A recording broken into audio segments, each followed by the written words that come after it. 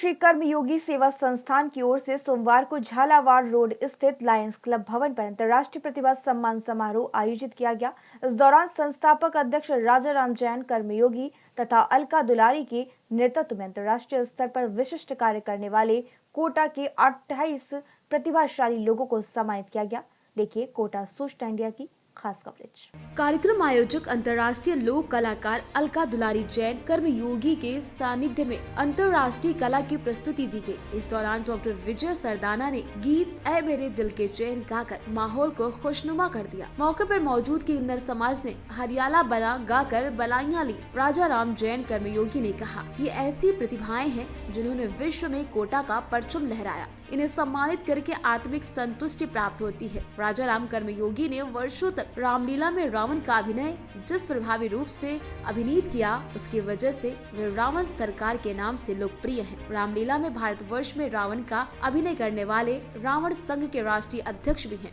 इस मौके पर कर्मियों की राजाराम एवं अलका दुलारी की 10वीं वर्षगांठ भी केक काट कर मनाएगी। कार्यक्रम में न्याय जगत से पाना चंद जैन, चिकित्सा के क्षेत्र में सम्मानित प्रतिभाओं में डॉक्टर विजय सरदाना, मनोचिकित्सक डॉक्टर ML अग्रवाल, नेत्र surgeon doctor Suresh Pande, doctor Vidushi Pande, doctor RC Sahni, सार्वजनिक पुस्तकालय के क्षेत्र में डॉक्टर दीपक कुमार श्रीवास्तव, संभागीय पुस्तकालय अध्यक्ष, राजकीय सार्वजनिक मंडल पुस्तकालय कोटा, शिक्षा, शोध एवं नवाचार के क्षेत्र में doctor Ganesh Tare, professor doctor Anukriti, professor doctor Kapil Dev Sharma, professor Gopal Singh, doctor PK Singhal, doctor Nabila Rahman, कला साहित्य एवं संस्कृति के क्षेत्र में बशीर अहमद मयूर, प्रोफेसर डॉक्टर रोशन भारती, शायर कुंवर जावेद, संगीतज्ञ ब्रजेश दाधीज, संगीत कुमार, अंतर्राष्ट्रीय कठपुतली कलाकार, पर्यटन लेखक doctor Prabhas Singhal, mimicry artist ND Sharma, पूर्व प्रदेशाध्यक्ष अखिल भारतीय अग्रवाल समाज एवं सामाजिक न्याय एवं अधिकारिता विभाग के उप निदेशक ओम प्रकाश तोशनीवाल एवं नाइजीरियन शोधार्थी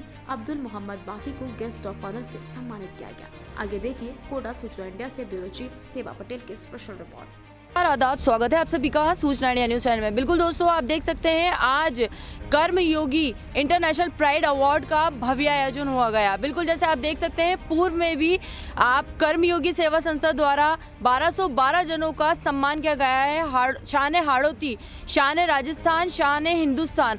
बिल्कुल जैसे आप देख सकते हैं, पटल में काफ़ी लंबे समय से सेवा का कार्य करते हुए कर्मयोगी सेवा संस्था अपना एक अनूठा पहचान बनाती जा रही है। और ऐसा ही अनूठा हमारे बीच में जोड़ा यहाँ पे मौजूद है। कर्मयोगी सेवा संस्था के संस्थापक हमारे बीच में मौजूद हैं। आइए उनसे ही सुनते हैं उनकी कहानी, उनकी जुबानी। हुए हमने यहाँ पर 28 अंतर्राष्ट्रीय प्रतिभाओं को भी सम्मानित किया है आज, और उसमें यह बड़े ही सौभाग्य की और हर्ष की बात है कि हमारे एक निमंत्रण पर उन इंटरनेशनल अंतर्राष्ट्रीय प्रतिभाओं ने उस निमंत्रण को स्वीकार करते हुए आज इस कार्यक्रम में अपनी उपस्थिति दर्ज करवाई और संस्था परिवार को आशीर्वाद प्रदान किया। ये बड़े ही गर्व और गौरव की बात है संस्थान परिवार के लिए।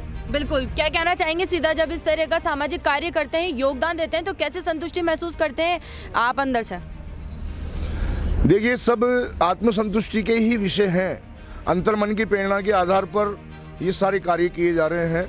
हम सामाजिक क्षेत्र में अपने अंतर्मन की प्रेरणा की आवाज़ पर ही इन कार्यों को, उन्हीं की क्रियान्वित के लिए हम निरंतर प्रयासरत हैं। जो भी विचार हमारे अंदर आते हैं उनको क्रियान्वित करते चले जाते हैं। ईश्वर की कृपा है, जनता का प्यार, स्नेह और आशीर्वाद संस्था परिवार को निरंतर मिल रहा है। किस तरह के आगे के आयोजन देखने को मिलेंगे कर्मयोगी सेवा संस्था द्वारा?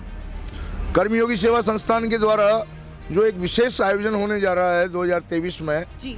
अब तक जो 1212 प्रतिभाओं को जो सम्मानित किया गया है, उन सभी सम्मानित संस्थाओं को लेकर के एक महाकुंभ का आयोजन होने जा रहा है।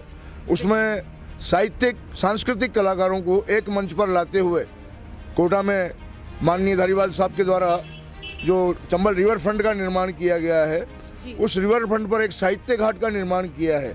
हम उनसे अनुरोध करके चल रहे हैं कि उस साहित्य घाट पर पहला कार्यक्रम कोटा के, हाड़ौती के, राजस्थान के राष्ट्रीय स्तर के साहित्यकार, कवि, कलाकार एकत्रित हों और उस महाकुंभ में अपनी भागीदारी निभाएं। और उसी के लिए हमने ये 1212 प्रतिभाओं को अब तक सम्मानित कर दिया है।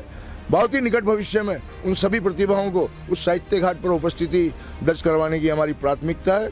उस कार्यक्रम को बहुत ही विस्तृत रूप से किया जाएगा सभी के सहयोग से। बिल्कुल, काफी लंबे समय से आप सामाजिक योगदान में कार्य कर रहे हैं। आखिरकार आपके दिमाग में ऐसी कब शुरुआत हुई, पहल हुई कि आपको समाज के लिए इस प्रकार का योगदान देना चाहिए? वर्ष 1982 से सामाजिक जीवन की शुरुआत हुई है। बिल्कुल। और हमने एक घटनाक्रम के माध्यम से ये निश्चित किया कि कम से कम ऐसी दुर्गति किसी अन्य व्यक्ति की नहीं हो। हम उस सदगति के लिए उसके सहभागी बने, सहयोगी बने। एक बार एक लावारिस डेड बॉडी को रात में हमने किसी एक गरीब व्यक्ति को फुटपाथ पर सोते हुए देखा जी। वो मरणासन स्थिति में था। हमने उसको रात्रि में एक कंबल दिया और उसके पास में अग्नि जला करके उसको गर्मी देने की दृष्टि से कि इसकी रात कट जाए और अच्छे से ये सवेरे इसके लिए और कुछ व्यवस्था बनाए। लेकिन सवेरे जब हम गए तो वो व्यक्ति हमें वहाँ से नदारद मिला जी। पता चला कि रात्रि में ही उस व्यक्ति की मौत हो गई और उसकी मौत होने के बाद में उस क्षेत्र के पुलिस कर्मियों ने उस डेड बॉडी को दूसरे थाना क्षेत्र में किसी भी माध्यम से पहुंचा दिया और दूसरे थाना कर्मियों ने उसको तीसरे स्थान पर पहुंचा दिया।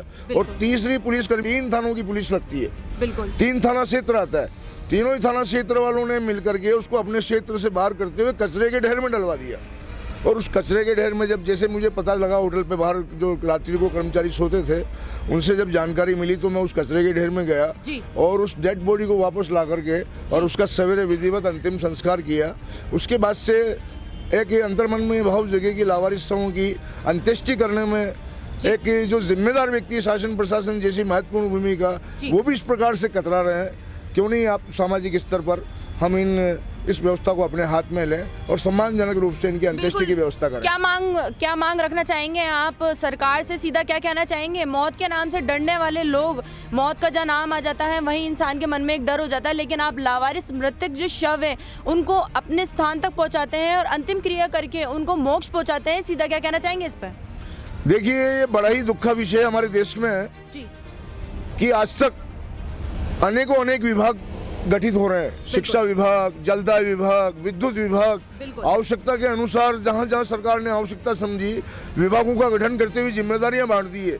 लेकिन 140 करोड़ लोगों को जहां की मरना सुनिश्चित है, बिल्कुल ये सुनिश्चित है कि जो जनता आज 140 करोड़ के देशवासियों की हमारी भारत की जनसंख्या है और आज नहीं कल सबका जाना सुनिश्चित है। हम चाहेंगे देश के अंदर अंतिम संस्कार विभाग की स्थापना हो और सम्मानजनक रूप से सरकार इन सभी व्यवस्थाओं को, सभी मुक्तिधामों को, कब्रिस्तानों को, शव वाहनों को, एम्बुलेंस वाहनों को, इससे संबंधित सामग्री से संबंधित व्यवस्थाओं को उस विभाग के अंतर्गत उपलब्ध करवाए। गरीब लोगों को निःशुल्क उपलब्ध करवाए, सक्षम लोगों को न्यूनतम शुल्क पे उपलब्ध करवाए। लेकिन ये व्यवस्था सरकार अपने हाथ में ले और इसको सम्मानजनक रूप से उपलब्ध करवाए, ऐसी हम मांग करते हैं। देश में अंतिम संस्कार विभाग की स्थापना होनी चाहिए। क्या बात है। बिल्कुल दोस्तों, जैसे कि आप देख सकते हैं हमारे बीच में अलका दुलारी भी मौजूद हैं जो जी बिल्कुल क्या कहना चाहेंगे? दूसरा विषय, आज भी हमारे देश में किसी व्यक्ति की मृत्यु हो जाती है तो उसको एम्बुलेंस के माध्यम से लाया जाता है। ये कितनी विडंबना का विषय है। कोरोना जैसी घातक बीमारी में भी उस एम्बुलेंस में उस मृतक को लाया गया, ले जाया गया। पूरे देश में आज भी शव वाहन की व्यवस्था निर्धारित नहीं है। शव वाहन की व्यवस्था होनी चाहिए। एम्बुलेंस के अंदर शवों को नहीं ढोया जाना चाहिए, शवों को नहीं लाया ले जाना चाहिए। देश के अंदर शव वाहन की व्यवस्था होनी चाहिए। जैसे 108 एम्बुलेंस की आपने व्यवस्थाएं की है, वैसे 112, 12 किसी भी नाम से उसको व्यवस्था दी जाए और देश में शव वाहन की व्यवस्था निर्धारित की जाए। ये हमारी सरकार से मांग है। बिल्कुल। 12 अंकों का भी कुछ जानना चाहेंगी हमारी जय। 12 अंक से क्या मतलब विशेष जुड़ाव है?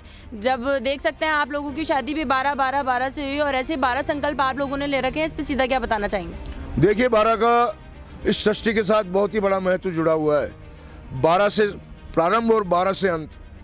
जैसे ही 12 बजती है दिन बदल जाता है, एक दिन चला जाता है, एक दिन आ जाता है, एक नई शुरुआत हो जाती है। 12 का जो अंक है उसमें अंत भी समाहित है और प्रारंभ भी समाहित है। इसलिए 12 का महत्व किसी भी स्थिति में कम नहीं आंका जा सकता। मोहम्मद साहब का जन्म 12 तारीख को हुआ, 12 वफात। भगवान श्री कृष्ण का जन्म 12 तारीख में रात्रि को 12 बजे हुआ। जी बिल्कुल। हमारे जैन धर्म में 12 वर्षों में बाहुबली का मस्तकाभिषेक किया जाता है। जी 12 के अंकों का 1 ग्राम के अंदर 12 ग्राम का जो तोला बताया गया है, उसमें जो विशेषता है 12 से जुड़ी हुई, जी अनेक ऐसी व्यवस्थाएं हैं 12 से जुड़ी हुई, जिसके उदाहरण नहीं दिए जा सकते।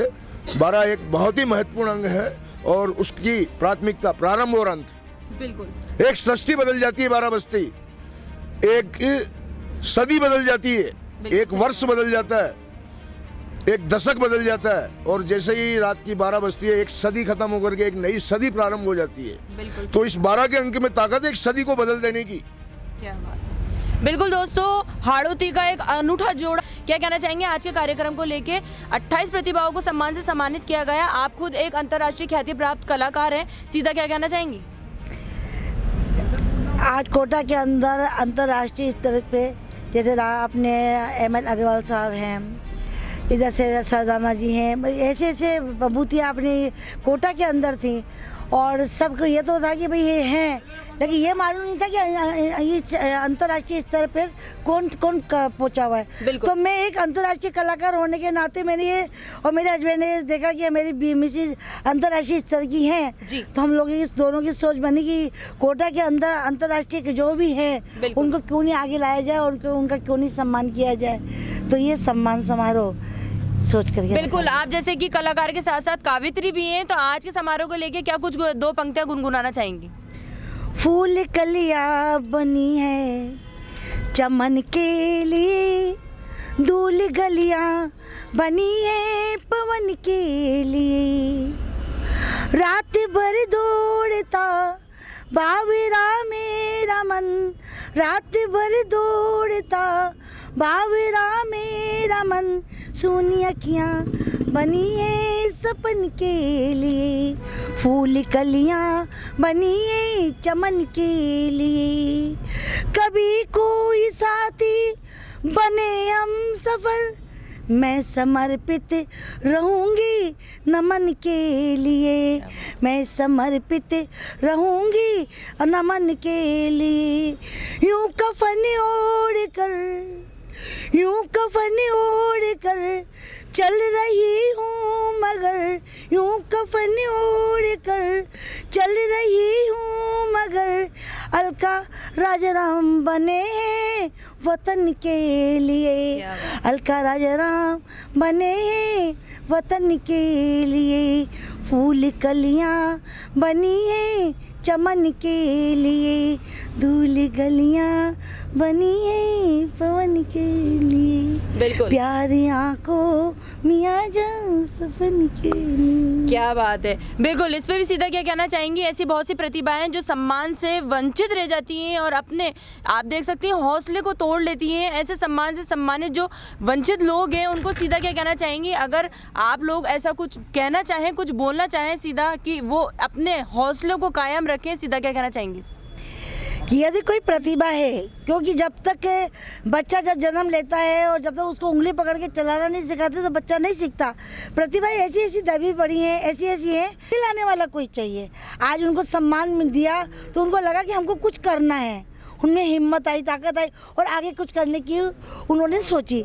तो कई लोग कहने लगे कि अरे आपने हमें दिया तो आज हमने ये किया, आज हमने आपको सम्मान दिया तो हमने ये किया, तो बड़ी दिल में खुशी होती है कि भाई कम से कम प्रोत्साहन जब तक आगे वाले को मिलेगा नहीं तो वो बढ़ेगा कैसे। बिल्कुल, जैसे कि देख सकते हैं आपकी शादी की वर्षगांठ है आज 10वीं, कैसा सफर रहा सुहाना और क्या मतलब कहना चाहेंगी सीधा इस पे आप? यही कहूँगी क्योंकि हाड़ौती का एक अनूठा ही बिल्कुल जोड़ा है कहा जाए तो, क्योंकि आप देख सकती हैं जीनियस वर्ल्ड रिकॉर्ड वाले भी आप लोगों के पास में आए, आप लोग सम्मान लेते नहीं, आपने संकल्प ले रखे हैं 12, क्या कहना चाहेंगी इस पे सीधा? यही कहूँगी कि ना सलाम याद रखना ना पैगाम याद रखना, बस दिल की आरजू है कि अलका राजाराम का नाम याद रखना। क्या बात है। बिल्कुल, कैसे संतुष्टि महसूस करती हैं जब इस तरह के आयोजन होते हैं? बहुत अच्छा लगता है, ऐसा लगता है कि जैसे सिर का भार उतर गया हो। बिल्कुल, बहुत अच्छा लगता है और सामने वाले को जो खुश होते देखते हैं, उसको लगता है उनकी गुदगुदाई हस्ती को देखते हैं मुस्कुराहट देखते हैं तो रियल में ऐसा लगता है कि मन में यूँ खुशी महसूस होती है कि चलो आज अपन ने ये किया तो आज वो कितना कुछ करने की कोशिश कर रहे हैं। तो कहते हैं कि जो मंजिल मिलती है उनको, जो चलते हैं उनको मंजिल मिलती है, जो रुक जाते हैं वो मरगढ़ बन जाते हैं। जो चलता रहेगा तो उसको कुछ ना कुछ तो मिलेगा ही सी। क्या बात है। बिल्कुल दोस्तों, जैसे कि आपने देखा सुना जाना कि कर्मयोगी सेवा संस्था परिवार द्वारा ऐसे लोगों, ऐसे प्रतिभाओं को सम्मान से सम्मानित किया गया जो पानी की तरह हैं, अपना रास्ता खुद ही बना लेते हैं। बिल्कुल दोस्तों, ऐसे सामाजिक योगदान में लगातार आप देख सकते हैं किस तरह से सेवा कार्य करते हुए आ रहे हैं और आम जन को भी प्रेरित करते हैं कि सेवा कार्य करना, समाज के लिए योगदान करना आपका, हमारा सभी का दायित्व है। ऐसी बहुत सी जानकारी के लिए आप हमारे माध्यम से जुड़े रहिए। मैं ज़ेबा पटेल स्पेशल रिपोर्ट के साथ। धन्यवाद।